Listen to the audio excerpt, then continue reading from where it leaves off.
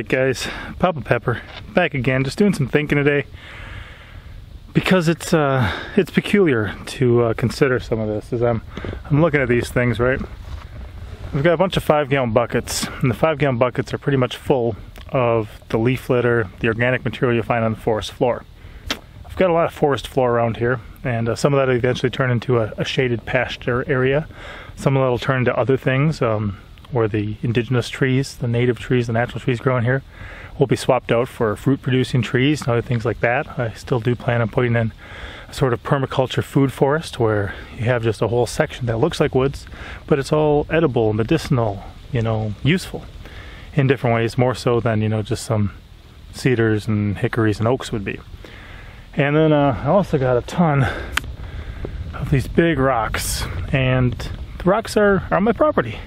These are actually all from my my garden pond dig that I did with a mini excavator, and they were hiding there under the soil. So got a bunch of those as well.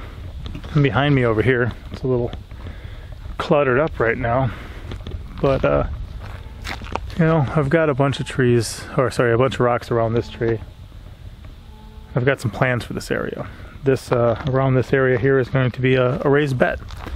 But what I'm doing is just taking rocks that came out of the earth over there that I didn't really need over there. Made a hole. They came out of it.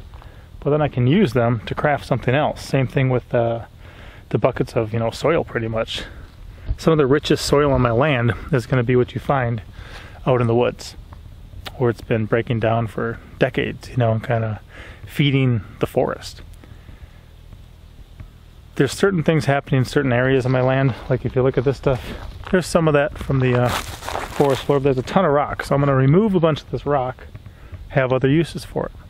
Then I'm going to take that rock and put it to use. I'm going to take the area that it was in and put some other things there from a different part of my property. So it's kind of interesting, if I thin out some trees, I'm working on a project over there, thinning some of the trees so that light gets down to the forest floor so more things can grow, so something can be happening there. There'll be other trees growing up, branches will be trimmed, some trees will get cut down, but it's all just kind of reused, it's recycled, it all has purposes, it's readjusted and put in new areas where it makes more sense for us. Normally there really wouldn't be anything under a tree like this. There just simply wouldn't. You'd have ground coming up to it. If I leave the ground as is, you'll have things like, these greenbriers growing up and other things around here. I plan on trimming back all the greenbriers that I can, and then when they shoot out the new sprouts in the spring, those are edible and delicious, and I'm really looking forward to that. Here's a nice line of them right here. But I was just kind of contemplating about using what you got. I recently saw a video too where Pure Hearts Homestead is figuring out how to garden on their land. And the one thing they did is they grabbed a bunch of rocks from one property of their land, and then they brought in some things. They brought in some super soil and some free mulch and stuff. But they're actually getting a similar garden started to the one that we've got, which makes sense because you're using what you got. I can go buy a bunch of treated wood, or I can grab some rocks. I can go pay for some soil right now, or I can go out and grab some of it from the forest floor. The forest floor is still going to get built up in ways that certain areas of my land won't, just because of the amount of things that'll grow up there, and then the animals will eat them down, and the animals will, fertilize it as they go with their manure and stuff. That's not exactly going to happen in my garden area on the same level, so I have to kind of step in with, rabbit manure or compost or things and add different things in it to feed it. Oh, in the woods, that'll get fed. Where the animals are, that's going to get fed. It's going to continue to get built up over time. This is somewhere that I can just kind of start building up myself, because that process is not going to be happening on this part of my land. So just kind of part of what I'm doing with today. These things are big and huge, and if you had to go to a garden store or some sort of landscaping thing, they'd cost you a bit, but for us it's what we got. So I'm not sure what all you guys got on your property or resources you have, but try to figure out things like that where you can take what you got already and use it in ways that blesses you.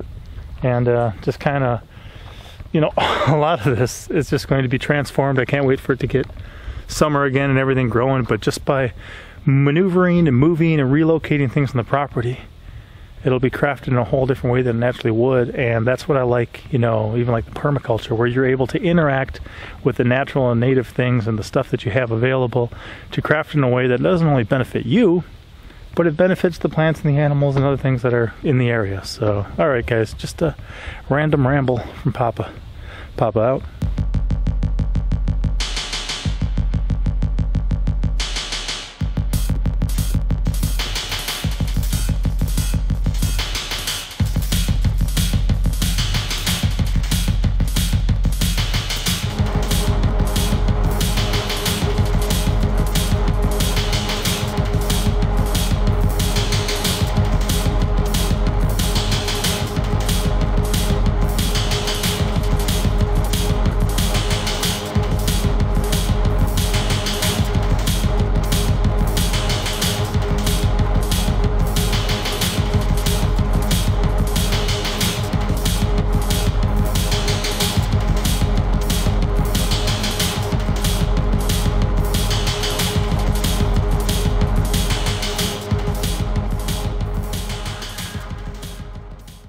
As always, I'm Papa Pepper, and I'd like to remind you, don't post for free.